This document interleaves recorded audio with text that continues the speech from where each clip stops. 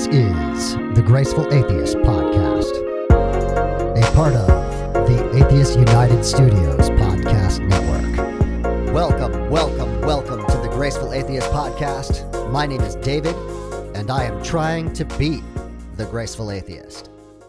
Please consider rating and reviewing the podcast on the Apple Podcast Store, rate the podcast on Spotify, and subscribe to the podcast wherever you are listening. If you are in the middle of doubt and deconstruction, you do not need to do this alone. Please join us in the private Facebook group Deconversion Anonymous. You can find us at facebook.com/groups/deconversion. Special thanks to Mike T for editing today's show. On to today's show. Arlene interviews our guest today, Grace. Grace is the creative behind Hyssop and Laurel, which is a grassroots art and literary magazine for religious deconstructionists. Grace went through her deconstruction and was looking for an artistic outlet, couldn't find one, and so she decided to create one herself. Here is Arlene's interview with Grace.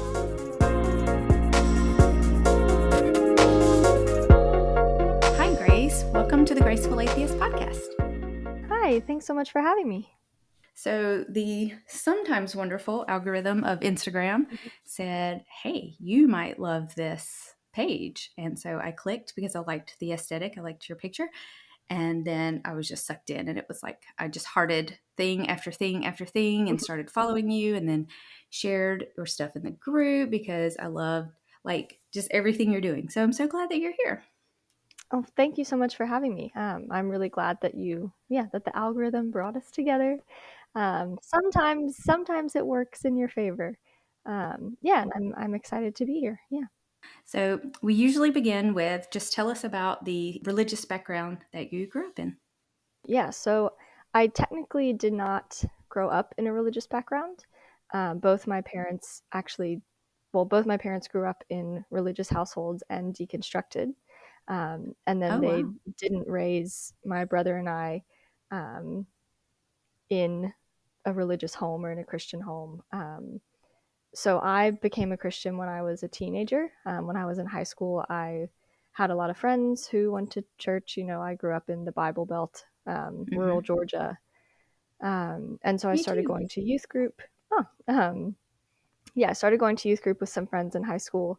And that was how I became a Christian. So it was an interesting journey of always like really wishing that my family was hyper religious, like all my friends' families, and that seemed so idealistic to me then. And then my, I guess, conversion caused quite a lot of familial tension because then I was not indoctrinated by my parents, but I was indoctrinated by the pastoral figures around me who were then kind of telling me, you know, you need to proselytize to your parents and you need to bring them to church and you need to make sure that they're saved. And, now you're at odds with them. And the Bible says that, mother will hate daughter. And so it's okay if your parents are angry at you and it's because they're, lost in their sinfulness. And, that was really confusing. I did not have the tools or the development to know that was really awful, that that shouldn't have been said to me. So that was an interesting kind of on-ramp into Christianity, and it just it made me take it so seriously, probably more seriously than a lot of my peers. And I very quickly became like the quintessential insufferable Christian teenager. It was great. It was great fun. I look back on young Grace with just like so much compassion for her, and also like, girl, what are you doing? Like, yeah, this is not it. Yeah. I can empathize. I did not grow up in the church. Did grow up in rural, that's a hard word for me, rural Georgia, but didn't grow up in the church. Then I became a Christian in college and became the insufferable Christian college student. And yes, I need to proselytize to my family. And like, oh, yes, I was that girl. And you do take it seriously. I mean, they give you a lot of fear and anxiety and hope, kind of. And Yeah. so you pour yourself into it because this Yeah. is the best thing. And so you just had friends who were in youth group as normal, hmm like, and so you just in Georgia, Southern Georgia world. And so, did you enjoy youth? Like, how was youth group? Was that a good experience Yeah, I or? loved it. I had Mhm. had a hard time in middle school, as many young girls do. And so going to this youth group was kind of the first place that I felt a sense of belonging, which I think is a big part of what appealed to me about Christianity. Was, it was a place to be given an identity that didn't have to come from me. And I met people who were different from me, but who were willing to be friends with me. And I had, people telling me that God had a plan and a purpose for my life. And, I was so loved and, all the things that they say to get young people to believe it, Mhm. to be committed to it. Um, yeah, so at the time it was a really positive experience. I didn't have any like harrowing youth group Mm. stories. Yeah. Yeah, me too. Youth group. I didn't care for the adults at the church that my mom took us to at all, but the friends, yeah, we were kind of, what's the word, a motley crew, just a Yeah. bunch of random kids who wouldn't normally have hung out. We were all hmm kind of pushed together, and it worked. Like, it was a good experience.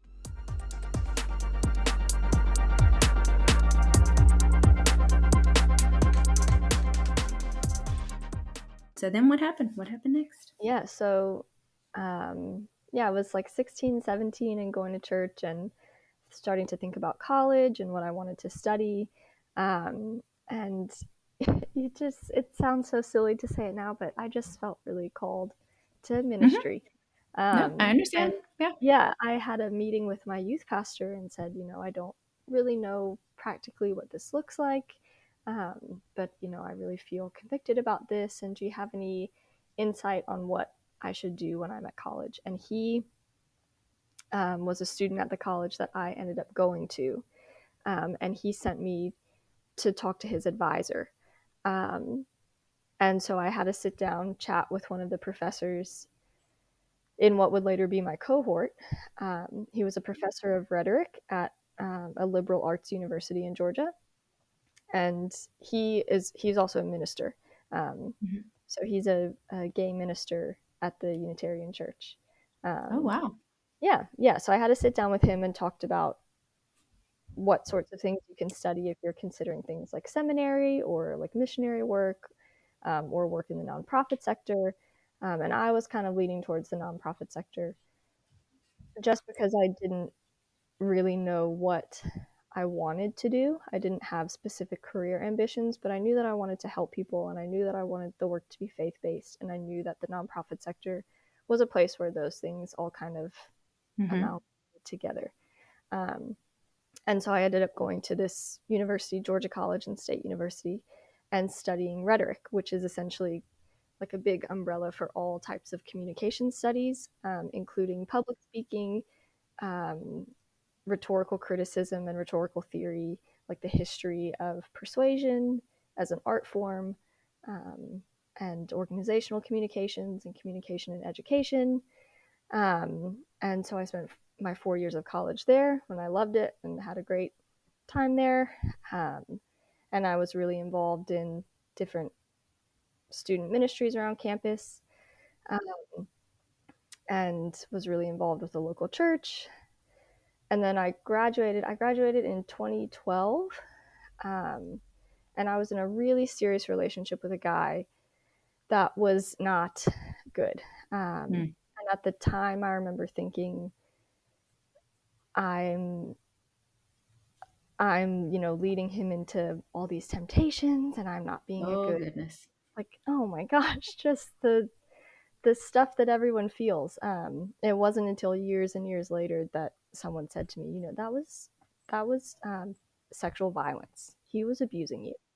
And I Oh, didn't wow. know. I just thought that I was leading him into temptation and that it was my fault. Mm. Um, but he was sexually abusing me for several months while he was cheating on me. Um, So we were dating my senior year of college, and then directly after, and we ended up getting engaged. And it was during our engagement that I found out he'd been unfaithful. And so I broke off our relationship, and then he started like stalking me. Oh, And wow. he was sending me really threatening messages. And he was interning at the church that we both went to. So like nobody knew that this was happening. I Yeah. had so internalized the idea that this was my fault, that I had not been pure, that I had not cared about his heart or his spirit. I had not protected his purity. So it wasn't until he was sending me these messages where he was being really verbally abusive towards me, um, and calling me names. And he would like show up at places where I was. He would show up at my work. He would show up when I was out to dinner with friends, just like in the parking lot by my car. And so I saved a bunch of these messages and showed them to our pastor and said, this is the situation. Um, and then I decided, I just need some space to deal with this. So I brought it to the attention of our pastor at this point. And he was like, yeah, this is not okay. You need to block his phone number. We'll take him off of staff. They addressed it very well. Good. And at that point, I was ready to just sort of step away from everything, not in terms of faith, but just in terms of life, like what I was doing. I was working at a TJ Maxx, um, and I had been out of college for like 6 months to a year, and just felt like this isn't what God wants me to do. This isn't all that God has for me. It's amazing, which you and I grew up, South Georgia, whatever that means, but like the same words, the same sentences, the same phrases are used all over the United States for these same kinds of concepts. Yeah, But go ahead. it's all the same. I had this horrible situation with my ex and was just trying to figure out what I wanted to do, and where I wanted to be. And a friend of mine said, there's a college in Australia. It's a Bible college at Hillsong. Oh, no. You could go there. And I was like, I don't think I can afford to do that. But I can get a year working holiday visa, move to Australia, and be a nanny and audit classes at the same time. And so that's what I did. Wow. That's a huge jump. Yeah. I got this 12-month visa that allows US citizens and citizens from several other countries to travel to Australia and work. And like you receive healthcare and benefits. You can work pretty much any job you want just for 2 months. And so I got a job as an au pair, and I got an internship with International Justice Mission, um, Yes, I'm familiar with them. a pretty well-known organization that works to end all forms of modern slavery and oppression. So I got an internship with them before they actually launched in Australia. So I got to kind of see the behind the scenes work of how a nonprofit launches an office, which was Wow. fantastic work experience for me. Um, and I also started going to Hillsong. I did not attend Hillsong College, but I did like go to several classes with friends that I met at church. And while I was there in Australia, I met a guy, as you do, and we met at church, so I knew that he was a Christian. And we started talking about if we wanted to date and what it would look like to have an international relationship. And I said, I've had a really bad experience with a partner not being faithful to me. I'm not willing to do long distance. And so we were like, oh, well, let's just get married. Oh, my heavens. um, so we started dating. We dated for 8 months. And then my visa was up. And so I came back to the States. He came with me. He proposed. Oh, wow. We were engaged for 4 months, and then we got married and we went back to Australia together. And I lived in Australia for 9 years. I actually just got back to the States 6 months ago. Oh, wow. Yeah, so we got very plugged into a local Acts 29 church in Sydney, Australia. I got a job working for Bible Society Australia, and the Bible Society is an international organization that works to put the Bible in the hands of as many people as possible. I started working in project management.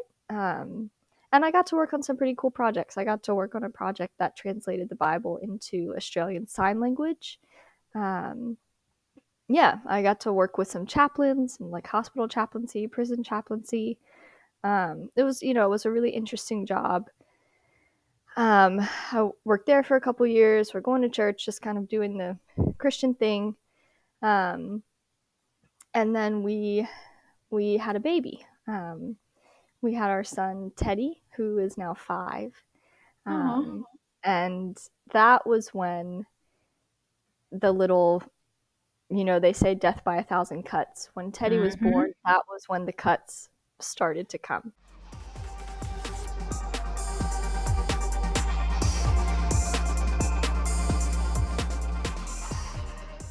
Yeah, so Teddy's birth was very, very difficult for me. I was in early labor for about 24 hours and then in active labor for another 16.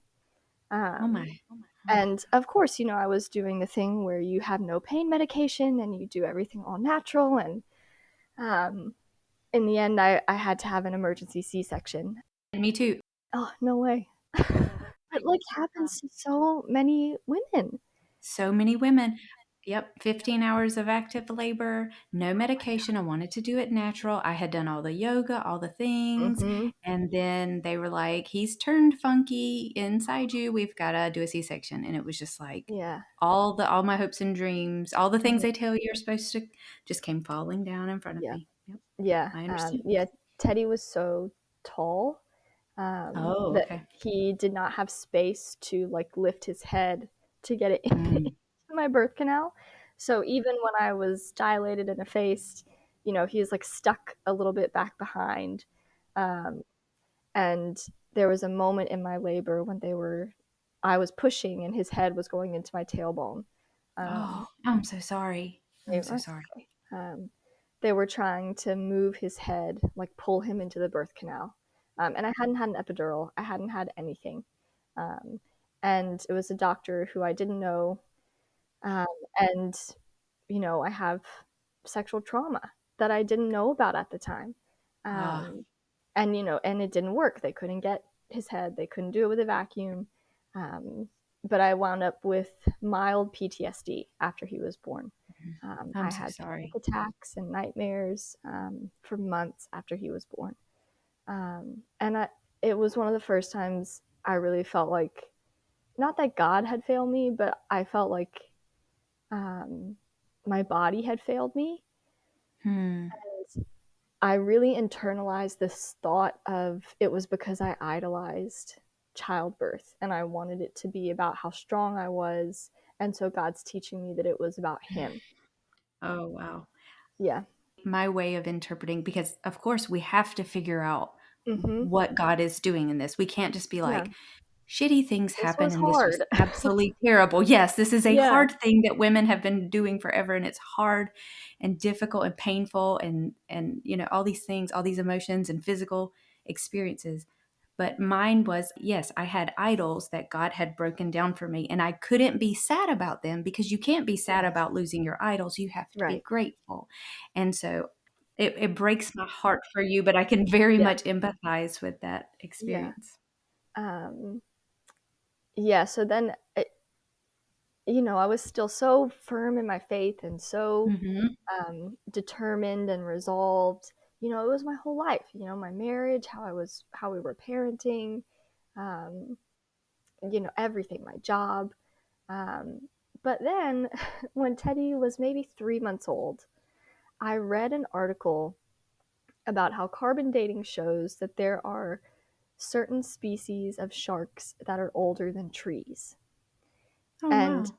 I said to the girls in my small group, this can't be true because the Bible says that the trees and the plants of the earth were created before the fish of the Mm. water.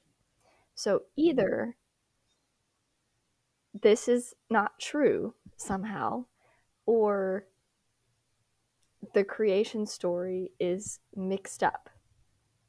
And I had never really been a 7-day creationist. I had always been someone who was kind of like, oh, the days are like the eras, the Yeah. evolution, so I'm more progressive, I guess, poetic take on it.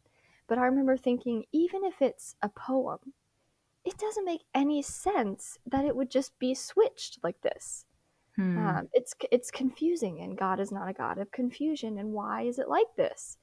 And then I couldn't figure out why no one else was like alarmed by this information. Like nobody else seemed to care about it.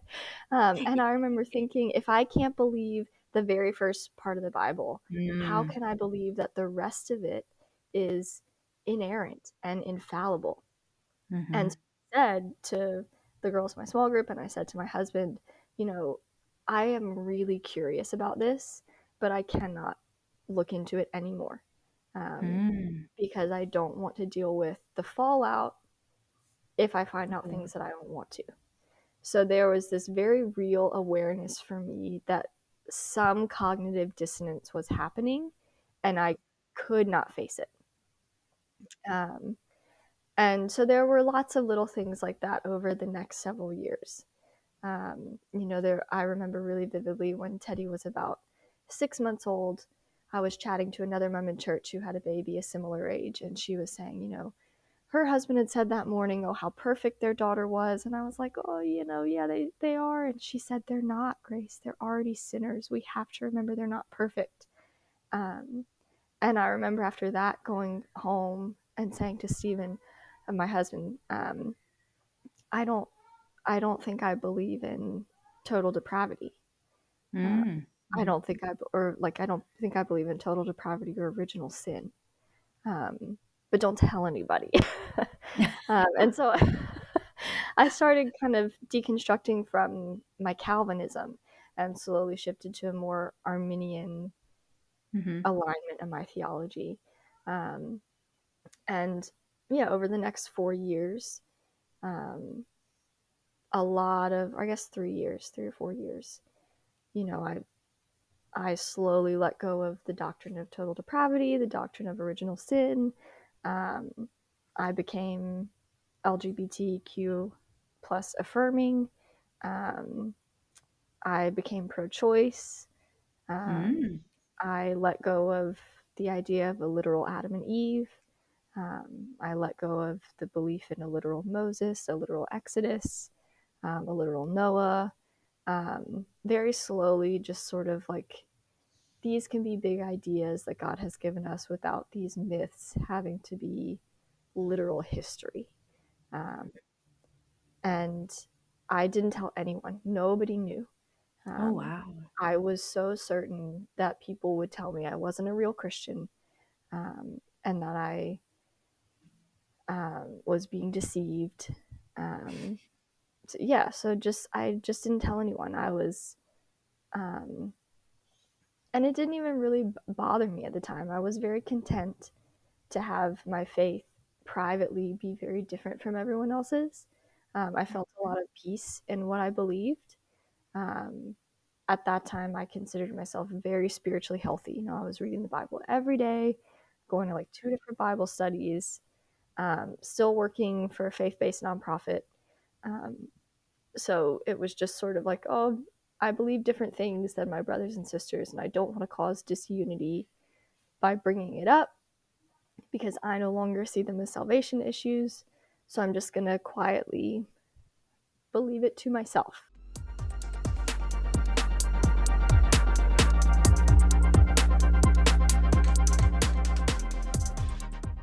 And then the pandemic hit. There are a lot of stories that go, and then 2016. Yeah. And then the pandemic. Yep. I understand. Yeah. And I got pregnant right at the beginning of the pandemic. I found out I was pregnant March 2020. Oh, heavens. Yeah. And I was at that time working for a nonprofit in the suicide prevention space. So I was considered an essential worker. So I continued going to work while pregnant, and then slowly transitioned to working more from home. And then I went on my maternity leave, and in Australia, where I was working, I was able to take off 12 months of maternity leave, partially paid, partially unpaid. But I had a big chunk of time at home with my younger son, and then also with Teddy as well. Um, and at that point, we were experiencing some very strict lockdowns. So churches were mostly just live streamed on YouTube. There were rules about like how many kilometers you could be away from your postcode, how many times a day you could leave your house, reasons you could be away from your house. You could only go to the grocery store once a day. So it was very, very strict and very isolating. Um, I was postpartum with my second child, um, and also I didn't really touch on this, but in between my children being born, I had a hip replacement because I found out that I had bone cancer. So there was a Oh, lot wow. of there was a lot of medical trauma for me, and like discovering the level of trauma that I had suffered at the hands of my ex partner, and there was just a lot going on. Yeah. And so then my second child was born via C-section again. I wasn't eligible for a VBAC because I'd had a hip replacement. Mm-hmm. Um, and basically, during that period of time, I had a nervous breakdown, Mm. which I don't say lightly, not like, the way people say, like, oh, I'm feeling a little anxious today. Like, no, this Mm-hmm. was a very real, very severe nervous breakdown where I almost made an attempt to take my own life. Oh, And I'm so I sorry. worked in suicide prevention, so I was around a lot of that, around a lot of crisis. And I just was not in a good headspace. So I decided not to go back to work. And I started taking anti anxiety medication. Um, and it was when I went on medication, it was, not only did it, help me to stay alive and get well, but becoming well lifted this fog from my brain, and all of this cognitive dissonance was suddenly like, whoa, whoa, whoa, whoa, whoa, whoa. um, Wow. and I Mm-hmm. sort of had this moment of like, so much of what I think I believe, I think is actually a trauma response. It was Oh, wow. my belief in God was my anti-anxiety medication. Um, it was the thing that was keeping me sane. It was the thing that was keeping me safe. I was living in a body that did not feel safe, and it gave me God to feel safe. And now Wow. I feel safe on my own, and I don't know if I believe in this anymore. Um, and simultaneously to this happening, my church did a sermon series on suffering. Um, and so after each live stream, they would do like a live Q&A in the comments. Mm-hmm. And there was one Sunday where they were preaching on the passage in 1 Peter 4, where it talks about, since Christ suffered in his body, arm yourselves also with the same attitude. Um, and, the chapter finishes by saying, so then those who suffer according to God's will should commit themselves to their faithful creator and continue to do good. Mm-hmm. And someone asked in the Q&A, how do we reconcile that these verses make it sound kind of like God sometimes wants us to suffer? And I was Mm. like, that is such a good opportunity to talk about the fact that that is not what the passage says. The passage says that God wants you to suffer as Christ suffered, meaning with humility and compassion and turning the other cheek. Mm-hmm. And the pastor's wife was doing the answers to the Q&A that week. And she said, if you have a right understanding of God as the boss, you will not care when he asks you to suffer. Oh, And okay. I'm like, what? I don't think that is true. um, and I sent an email. I sent an email to the leadership team, and I said, this was said in the Q&A. I am really alarmed by this. Mm. I'm someone who sits in your church who has survived domestic abuse. I have had cancer. I've had a traumatic birth. We're in the middle of a global pandemic. and you have just allowed someone to tell your congregation that if they mind suffering, it's because they don't understand the character of God. And I think that this needs to be corrected because that's not accurate. And they emailed me back and they basically said, we agree with you. That was not a accurate answer to the question. But if you'll notice, we didn't say that in the sermon. And since this is a woman who's not a pastor, we will not correct it. So if you would like to continue discussing it, you can submit a question next week. And I wrote them back and I said, I need you to know that it is really inappropriate to place the onus on people in your congregation to correct mistakes that you allow to happen from the pulpit. I will not be coming back to church. And we had a conversation with our pastor face to face where he was really, really manipulative. He insulted our parenting and said that we didn't care about what we were teaching our kids. And I ended up crying and telling him this feels really manipulative. And he said, obviously, you're too emotional to have this conversation. And I was like, oh. I said to my husband after he left, he did that on purpose so that when people ask, why aren't they coming to church? He can say, I tried to talk to them and Grace was so emotional, I could not have a conversation with her. He's going to paint me as a crazy woman who was hysterical because she couldn't get what she wanted.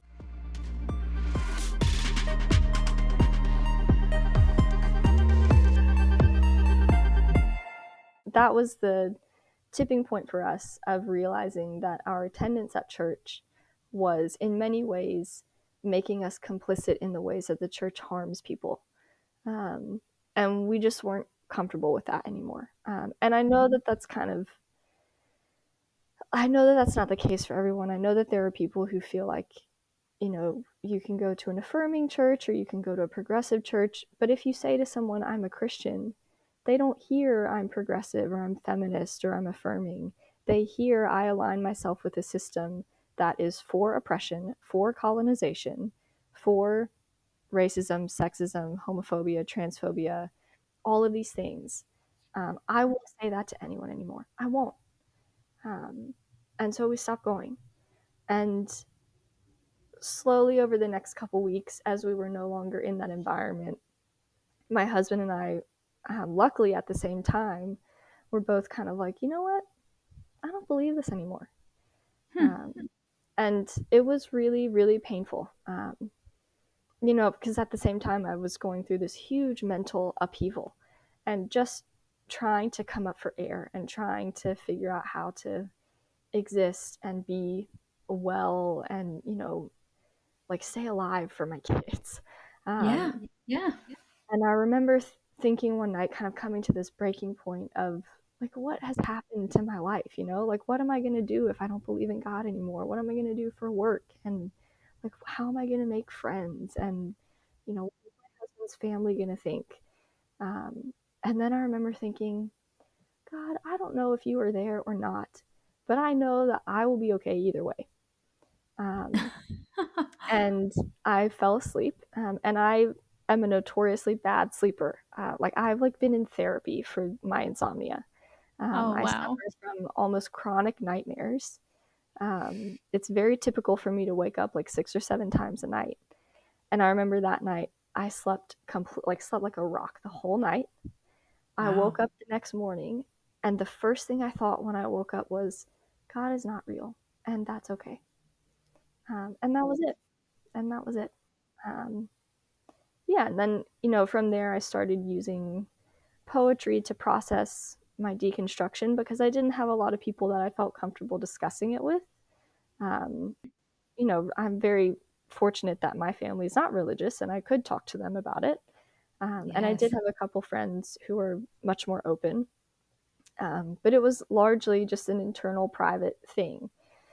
So I was writing a lot of poetry, which I've now actually released as my first poetry collection, is this collection of poems I wrote during this time. Yeah. But as I was doing that, I realized that I couldn't be the only creative person processing in this way. And that is what led me to start Hyssop and Laurel, was wanting to create a community where other artists and writers and storytellers had a literary journal specifically to tell the stories of deconstruction and religious trauma, because it is so isolating, but it doesn't have to be. Like, it can be this glorious reclamation of who you are and who you want to be in the communities you want to be in. Yeah, and I just wanted to add something to the space to make it, I don't know, like less daunting, I guess. Mm-hmm. Yeah. A recent guest on the podcast talked about how often we become Christians or become religious in community. Like, we Mm-hmm. start going to youth group, or we start going to a college ministry, or our family is religious and so we're brought up in it. But that when we deconvert, it is often completely by ourselves. And often, as you were saying, internal. You haven't even told anyone else.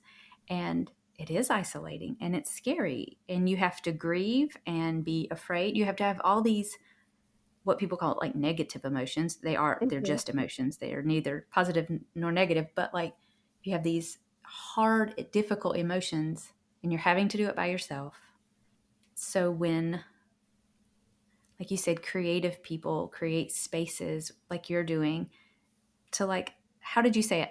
I knew I wasn't the only person going through this. Mm-hmm. I had the opposite response. I thought I was the only person going through this because in my real life, there wasn't Yeah. anyone, and I wasn't online. I wasn't on Instagram or Facebook or anything.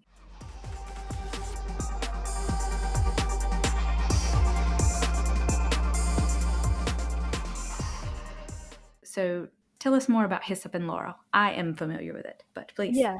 tell our audience more. Yeah. So I think part of what was kind of fueling me through my deconstruction was people I was following on Instagram. Mm-hmm.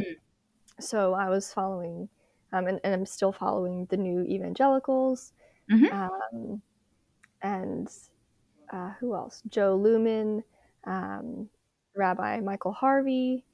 Oh, I don't know So them. yeah, he's a really wonderful Jewish teacher, and I found it really rewarding to just listen to more Jewish voices and hear that perspective on evangelicalism. Hmm. That has opened my eyes to so much stuff that we're missing. But yeah, I had kind of curated this place on my social media where um, I could read different perspectives about decolonizing Christianity or stepping away from Christianity. But there wasn't anything creative. It was, it was podcasts like this one, Mm-hmm. or different blogs or like meme pages, which are also wonderful and valuable. Obviously, I love them. But I really wanted a place um, for creative work. I have had my poetry published in various anthologies and journals, and often they will say, please don't send in religious rants. Please, no religious work. Oh, wow. So Huh. yeah, so which is fair enough because it can be really visceral, and it's particularly niche in terms of genre. And so if you're a journal trying to reach a broader audience, you don't want to have people feeling like you're on this or that side of the fence. You want to reach a whatever. Um, so I think it was seeing those deconstruction accounts that sort of I had this realization of there are lots of people deconstructing.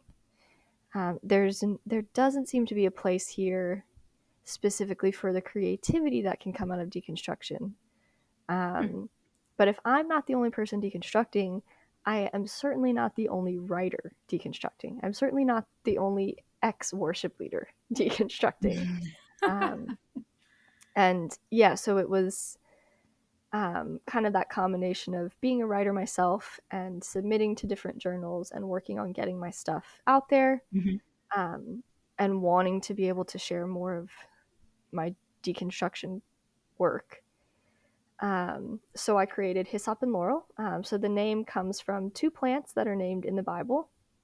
I wanted to have it. I wanted to give it like I don't know, like a satirical name that you can't really tell is satirical. Yeah, So I just thought it hyssop, was pretty. Yeah, hyssop is the plant in the Exodus story that's used to paint the blood over the door Mm-hmm. frames. And then laurel is what Christ's crown of thorns is made of. Oh, Um, I did not know that part. yeah, so it's sort of this take on, um, we save ourselves. We find victory for ourselves. Oh, You don't wow. I have to love it. paint somebody else's blood over your door. You don't have to push thorns into somebody else's head. You can do it yourself. Wow.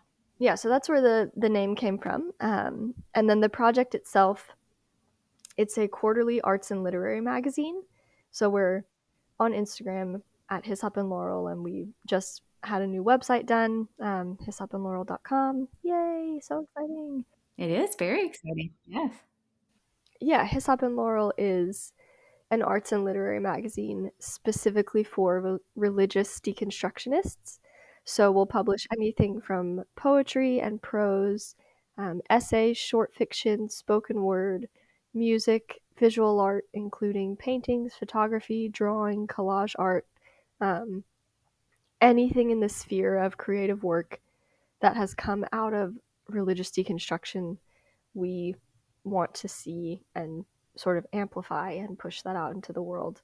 Um, our first issue came out in November, December, I can't even remember now, of Mm-hmm. 2022. And our second issue will be coming out in March 2023, so not long.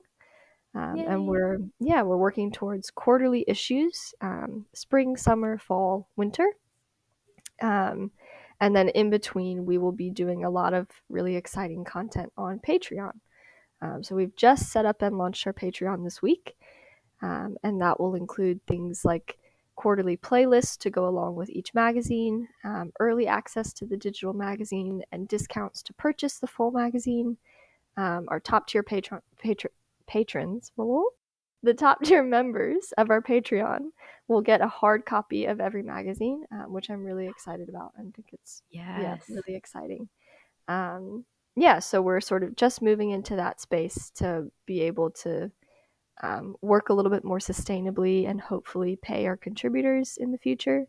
Mm-hmm. Um, but yeah, for now, we're predominantly on our website, which is hyssopandlaurel.com.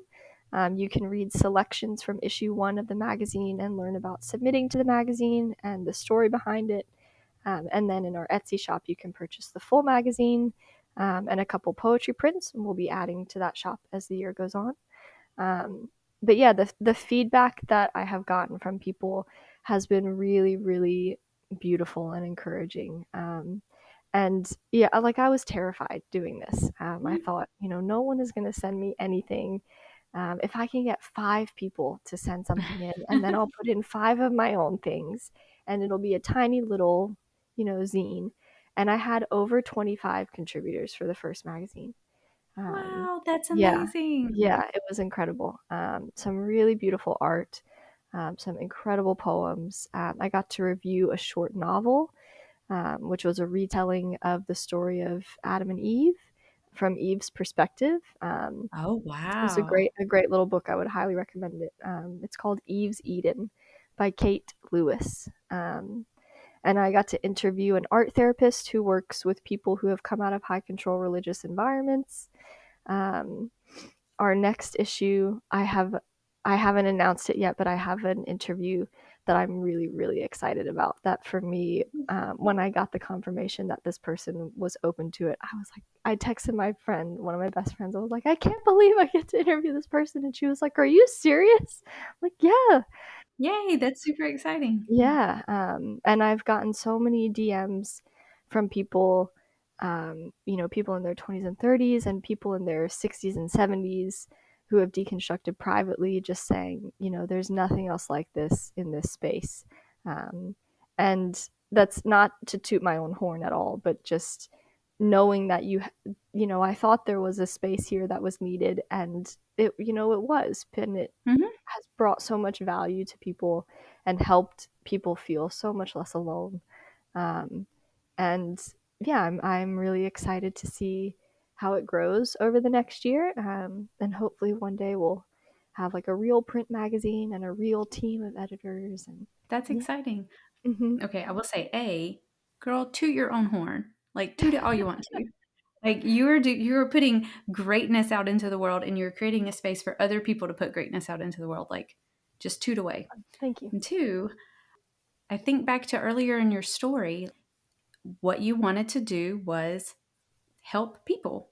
Mm-hmm. And like, we're often told in the church, whether explicitly or implicitly, that like all your good works apart from Jesus are dirty rags. Like, it's Yeah. not good enough. It's not doing anything. It doesn't glorify God, blah, blah, blah, blah, all these things. But like, people's lives are better because of your Instagram and your Etsy shop and your clever title and beautiful artwork. And then like, it's not just you putting greatness out there. Like, you've created a space for other people to put all of their wonderful art and creativity out there. And I just love it. Thank you so much. Yeah. I was just going to say what you said about, it's not just my work going out there, it's other people's. That was really what I wanted. I never wanted it to be just my deconstruction account and my stuff. Even though I am very proud of, my work, and I hope people go Yes. buy my book. And Absolutely. but yeah, I sort of, I guess, if I like envision what Hyssop and Laurel is, I see it almost as this community garden. And if I were doing it myself, it would be a fine garden, but I could maybe do Yeah. 1 or 2 or 3 flowers. But somebody else comes in and brings in, vegetables, and somebody brings in some fruit, and maybe somebody brings in a little bit of the devil's lettuce, like the more people we have creating the garden, the better it gets. And I once heard someone say at a graduation ceremony, the keynote speaker said, success is using your talents to amplify others. And I really believe that. And I think that I feel most proud of myself and most, I guess, like empowered in my work when it is about helping other people see, your story is worth other people hearing. Your experience is a unique perspective that brings Yes. value to the world in a way that nobody else can. Um, yeah, giving people a space to do that where it's really safe, is Yes. so important to me. I very much agree. And I've been listening to the Graceful Atheist podcast since 2020. That was when I officially said out loud that I did not believe anymore. Mm-hmm. And I think I was looking for I don't even know if I thought I was an atheist or what I believed yet. I just knew I want to listen to something. And I found the Graceful Atheist podcast, and it has stayed a staple Mm. because I loved hearing people's stories. And like you said, there would be similarities, lots of similarities in stories, but also like just unique perspectives every single time, Yeah. something a little bit different, something a little like beautiful in each of their own ways. And yes, I very much agree.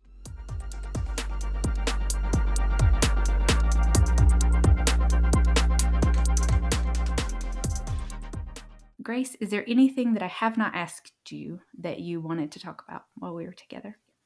Um, I would love to just do a little plug for my new chapbook, if that's all right. Oh, go for it. Yeah. So I've just put out my first solo poetry collection. It's just a chapbook, so it's pretty short. It's through Bottle Cap Press, and it's called Signs and Wonders: A Poetic Journey Through Religious Deconstruction.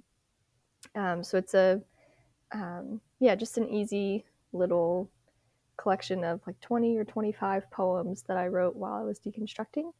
And you can find it either through the link tree on Hyssop and Laurel's Instagram or through Bottle Cap Press's website.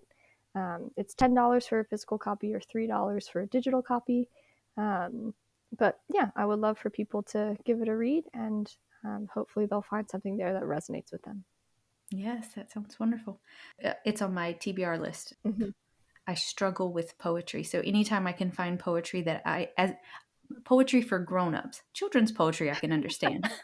But if I can find grown-up poetry that I love or can relate to, then I'm like, yes, I'm going to read it. Yeah. How does our audience find you online? So I do have a personal Instagram account, which is pretty much non-existent, but it's at Grace Dellis. I'm mostly over at Hyssop and Laurel, which is Hyssop, and Laurel, Laurel. Our website is hyssopandlaurel.com. And yeah, I'm pretty active on Instagram. I'm checking DMs pretty much every day, and that links through to our website, our Etsy shop, Signs and Wonders, and our Patreon as well. So that is where we are. Yeah. Yay, that's fabulous. And we will have all of this in the show notes. We always ask, do you have any recommendations, podcasts, books, anything that you consumed during your deconstruction that you're like, here, this was helpful to me? Yes. I would highly recommend Joe Lumen's podcast, The Living Room. Okay. I think it was through her podcast that I found Rabbi Michael Harvey. Yeah, so that's a podcast that I would highly recommend. I would also recommend the New Evangelicals, particularly for people who are sort of feeling homeless in their faith. I think people are probably very familiar with that, and it doesn't need my recommendation, but I will give it to them. Yes, I'm sure Tim Whitaker will take it. He'll totally take it. Yes, yeah. I emailed him about Hyssop and Laurel before it was a thing to ask for his advice, and he was really helpful in kind of getting it off the ground. And some people from that community submitted to the first issue and the second issue. So Yay! yeah, That's really great. yeah. So those are two that I would really recommend. I would also recommend for people dealing with deconstruction, where it's potentially causing friction in their marriage. David Hayward, who is the Naked Pastor on Instagram, he has a book called Till Doubt Do Us Part, When Changing Faith Changes Your Marriage, I think it's called. I think that's right. I think that's the title. I would recommend that book as well. And then a little book, I've talked a little bit about it on our Instagram. It's not necessarily deconstruction related, but it was really helpful for me in my journey. It's a novel called Ella Minnow P. Who is it by? I know, like Ella Minnow. Yeah. Let me look up the author quickly. Ella Minnow by Mark Dunn. Okay. And it is it's a novel that's written in letters. So it's letters between characters in the book, but the story sets place on a fictitious island, which is home to Nevin Nollip, the supposed creator of the sentence, "The quick brown fox jumps over the lazy dog," which has every letter of the alphabet in it. Oh, that's fascinating. Yeah, so the island, worships Nevin, and they worship literature. And the sentence is preserved on a statue to its creator on the island. It's taken very seriously by the government. But throughout the book, tiles containing letters fall from the inscription. And as each one falls, the island's government bans the contained letters' use from written or spoken communication. And because the novel is written in letters from the alphabet start disappearing from the book as you read. So there's a penalty system enforced for using the forbidden letters, public censure, lashing or stocks, and then banishment if there's a third infringement. And by the end of the novel, most of the island's inhabitants have either been banished or left of their own accord. So it becomes more authoritarian and totalitarian and just utter nonsense as it goes on. But there are certain passages in the book that when I read them, I remember thinking, it sounds like Christianity. It sounds like the Ten Commandments. It sounds like a sermon. And it was, I think for me, it was as I love the book. It's so well written. It's so easy to read. It's like something between Fahrenheit 451 and I don't know, something funny and lighthearted. It's like everything that satire should be, this book is. And I think it helps readers take a really critical look at what it means to worship and push your belief system onto an entire population without actually telling your readers that that's what they're thinking about. Yeah. Oh, that's clever. Yeah, so it helped me kind of divorce my thinking from my belief so that I could see how ridiculous some tenets of Christianity are when you actually think about what they are. So I would highly recommend LMNOP by Mark Dunn. That's very cool. Mhm. Grace from Hyssop and Laurel, thank you so much. This was a lot of fun. Thank you so much for telling your story. I really enjoyed this. Yeah, thank you so much for having me. It was great to chat to you.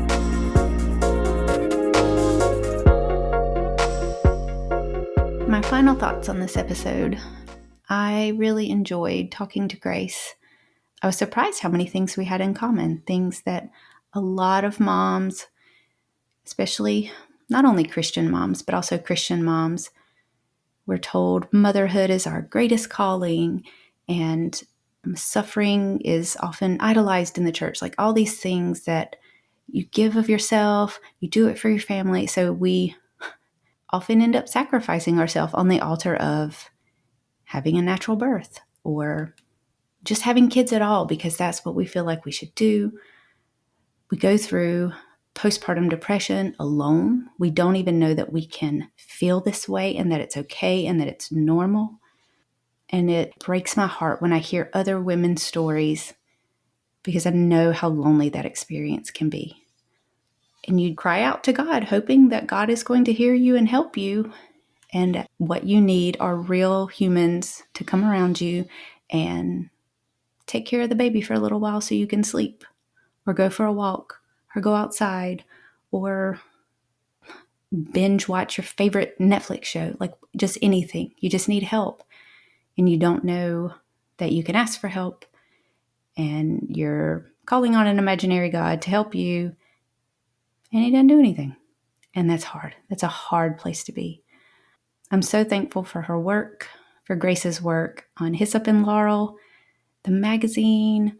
Oh, it's just beautiful. Like all of the work that they're doing is beautiful and it's creative and it's a space, a safe space for those of us who have already deconstructed to finally put out those pieces of artwork that we never let anybody else see while we were deconstructing because you often don't have anywhere to put it. You don't have anywhere to give it, anyone to give it to. And it's good and it's wonderful and it's beautiful to see how much community and graciousness and kindness and empathy and compassion we can find no longer in the church. Like you're told that there's nothing out there without Jesus, without God, and it's a lie. It's just a lie. So this was a wonderful episode. I really, really enjoyed getting to know Grace even better. The secular grace thought of the week is the truth will set you free. I know I've probably talked about this a lot recently, but I've done a number of interviews, both me being interviewed and interviewing other people in which the subject comes up. Over the last month, I've said multiple times to various people that the seeds of leaving Christianity are built into Christianity. The focus on truth, the focus on honesty, the focus on integrity, the focus on humility. All of those things were the things that attracted me to Jesus to begin with. And all of those things are the things that led me out of Christianity. Many of you know my personal story that 12 steps was some of the first spirituality that I experienced at all. And in the 12 steps, there's this concept of brutal self-honesty. This is not a tool to beat someone else over the head with. It is an accurate assessment of yourself, both your shortcomings and your worth. Now, obviously, this can lead to a religious perspective, one of sin and the image of God. It also can mean that you can embrace your humanity for who you are, warts and all, and have love for yourself. I personally believe that that then enables you to love others. But the main focus of this is there's so much cognitive dissonance within Christianity specifically, but traditional religion in general, that is focused on belief. Jennifer Michael Heck talked about the flip side of the coin of belief is doubt. And as we doubt, we either have to live in that cognitive dissonance put things on the metaphorical shelf and ignore them, or we have to face them head on. And that need for self-honesty, that need for truth is a positive thing. It is a good thing. And even though it leads us through the difficult time of deconstruction, in the end, we can embrace those things that have evidence, those things that do not deconstruct. I cannot tell you how much peace of mind that I have no longer believing things that do deconstruct, that don't have evidence, that require faith, that require belief, and therefore doubt is just on the other side of that. The truth will set you free, both from an internal point of view and from an external point of view. You only need to believe in those things that withstand the scrutiny of truth. We have a number of amazing interviews coming up. I just did an interview with Bart Ehrman about his new book, Armageddon, What the Bible Really Says About the End. That was a really fun conversation for me. I could have spent hours talking to Bart. I'm trying to decide when that will come out in the schedule. Also, the long-promised interview with Holly Laurent from the Mega Podcast will be coming up. Lots of community members have been interviewed. Until then, my name is David, and I am trying to be the graceful atheist. Join me and be graceful human beings.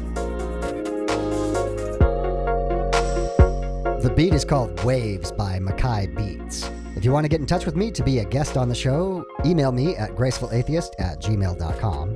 For blog posts, quotes, recommendations, and full episode transcripts, head over to gracefulatheist.com. This is the Graceful Atheist Podcast, a part of the Atheist United Studios podcast network.